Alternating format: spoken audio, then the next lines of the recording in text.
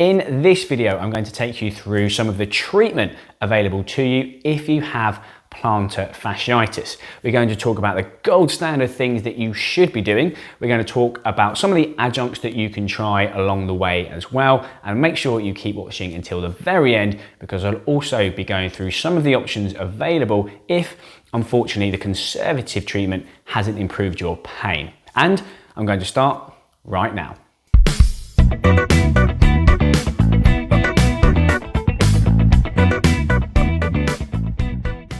Just before we dive into the video, if this is the first time we've met, then welcome to Genuine Physio. My name is Luke and I am a physiotherapist from the UK. If you would like to know more about plantar fasciitis and other things pain and rehab related, then do hit the subscribe button and tap the notification bell so you don't miss a thing. I'm starting the video on a note of optimism and reassurance. In that, plantar fasciitis for most people has a favourable natural history, and that basically means that for the majority of us, plantar fasciitis will probably get better by itself. Now, it might take a few weeks or months, and it can, for some people, even take up to 12 months. However, for the most of us, it's likely to get better by itself. We can't underestimate the fact that our bodies are consistently, every single day, every minute of every day, repairing themselves, recovering, and in the case of plantar fasciitis, it is no different. That was probably a bit risky because you could go and watch another video now, but don't, because there are lots of different things that you can also do to try and speed that process up. Now, if you have watched the video that we did on the signs and symptoms and diagnosis of plantar fasciitis, you'll know that it normally comes on because of some sort of change in load. So the first thing that is always a good idea to think about is how you can manage that load more optimally. Whatever the overload is, load management needs to be an integral part of your plantar fasciitis treatment. Now, the reason we put the videos together on Genuine Physio is we want to make things easy to understand and simple. So in terms of load management, basically we need to try and calm things down and then build things back up again. If you feel that your heel pain came on because of walking or running, have a think about adapting, tailoring or changing your mileage, so the distance that you're moving. You can have a think about changing the speed. You could also have a think about moving on different gradients. So typically lots of up and downhill is going to put more load through the plantar fascia, and doing things on a flatter surface is likely to be a bit kinder to the plantar fascia. You may even want to have a think about more rest days, and you could also think about frequency or periodization within the week. So maybe dropping down from 4 runs a week to 2 runs a week. In terms of rest days, what we often do and we want to try and avoid is doing more when we have more time, and that typically is the weekend. So what we want to avoid is not doing much in the week and then doing 2 runs or walks back to back. That's not giving the tissue much time to adapt and recover. You may want to do something on a Tuesday, a Thursday and a Sunday, or something along those lines. If you work out or do HIIT sessions, it might be that you don't need to stop. Just maybe reduce the amount of hopping, jumping or landing type exercises, and try and keep your feet in contact with the ground just for a short period. You can still do things like squats, split squats, deadlifts, lunges. With your feet in contact with the ground, these are likely to put less load through the plantar fascia. With regards to cardiovascular exercise, the same applies. Running might not be a goer and walking might be irritable. However, you might find that cycling is okay. Swimming should be fine, and you might find that rowing and the cross trainer are also okay in a gym environment. The idea is that with any soft tissue injury, including plantar fasciitis, is that we're trying to exercise and move into the maximum level of function that our symptoms are allowing us to. It doesn't mean working into our very high levels of pain, but if we can adapt and we can tweak things so that we can keep exercising and moving with maybe low or tolerable levels of pain or discomfort that doesn't cause a flare-up, then this is actually likely to speed up recovery rather than just thinking, I have some pain and stopping completely. So hopefully by this point we've calmed things down, things are a little bit more comfortable. Now we need to try and build things back up. Now typically this will involve exercise.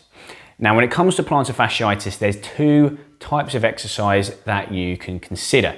The first one would be stretches, and the other one would be strength exercises.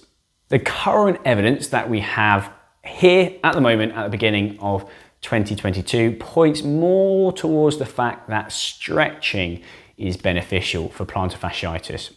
The notion is that the plantar fascia has become quite tight, and or the calf and the Achilles have become quite tight. So stretching these out can provide some pain relief. There is some weak evidence to suggest that strength or resistance exercises can help, with the notion that the pain may have come on in the first place because of a weakness within the calf, Achilles, or plantar fascia. To be honest, I'm a firm believer that you can't go wrong getting strong. So there's really no downside to incorporating 1 or 2 strength exercises into your program.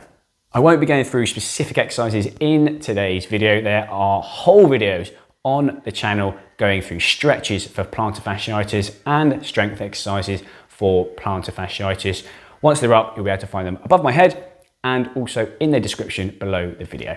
So the gold standard treatments for plantar fasciitis would be load management, weight loss if appropriate, and exercise. Now there are a few other adjuncts that you could try alongside the gold standard treatment if you'd like. So let's have a quick chat about those right now. One thing you could try is having a play around with popping things in your shoes to try and offload and alleviate the plantar fascia. So one option would be a heel pad, and that pretty much is what it says on the tin. It's a squidgy little pad you put underneath your heel. This can work quite well for somebody who's got quite irritable symptoms. So for people that have quite high levels of pain, they can find that even just placing the foot or the heel on the floor and having any pressure on it at all is really uncomfortable. So having that pad underneath the heel can provide a little bit of pain relief when walking and standing. You also have the option of an orthotic. Now you can get an off-the-shelf one that typically will have a slight heel raise, bringing the heel off the floor, but also an arch to support the arch of the foot better. You can also get a custom-made one. Now, an off-the-shelf one is obviously very easy to get hold of and relatively cheap, whereas a custom-made one tends to be a lot more expensive. And if you do have access to public health, that process can take quite a long time in terms of a referral, getting it made, waiting for the orthotic. So the custom-made ones do tend to work better, but clearly you can get a hold of the off-the-shelf one significantly easier. Manual therapy is also something that may provide some temporary pain relief. It may be some deep soft tissue massage into the calf or into the plantar fascia could help. You can also replicate that yourself at home. So using a tennis ball underneath the plantar fascia and rolling that underneath the foot can help. Some people also find freezing a cold bottle of, obviously it's cold, it's coming out of the freezer, freezing a bottle of water and rubbing that or rolling that underneath the foot against the floor may also provide a little bit of pain relief. There is also some evidence to suggest that taping could be helpful. So the idea would be to place some tape around the calcaneus, the heel bone, to try and alleviate a little bit of pressure around the point at which the plantar fascia asserts into the heel. And this can provide some short-term pain relief as well. Another option, but is pretty poorly evidenced, would be dry needling. So that would involve placing acupuncture type needles into the plantar fascia, again to help with pain relief. But now that is definitely not an adjunct that should be used in isolation and should most definitely be done in conjunction with all of the other things we have mentioned. If you had been trying those things for an adequate period of time and you hadn't seen an improvement in your symptoms, then there is a further non-invasive intervention that is an option, and that is extracorporeal shockwave therapy. Now this involves pushing a probe along the plantar fascia and releasing shock waves into the tissue. The idea and the theory behind this is that it is supposed to try and speed up tissue healing. Now this is something that may not be available to everybody and it may not be in every service. It is something that we use in the service that I currently work in, but there's normally quite strict protocols around when it's appropriate to be used. Now, we would say, and most typically, you have to have done 12 weeks of rehabilitation and exercise, a lot of the things that we've mentioned today before it is appropriate, and it should be done in conjunction with, not instead of, the things that we've done today. So you'd continue to do your load management and your exercise alongside its use. Now, I did say at the beginning of the video, if you stay tuned until the end, I would talk you through some of the options that were available to you if we tried all of that conservative treatment and you still had symptoms persisting. Now, principally, there's two options: either injection, which is normally tried first, or surgery. When it comes to injections, you probably have the option of two, either a PRP injection or a steroid injection. Some of the latest research has suggested that maybe a PRP injection is slightly superior to a steroid injection.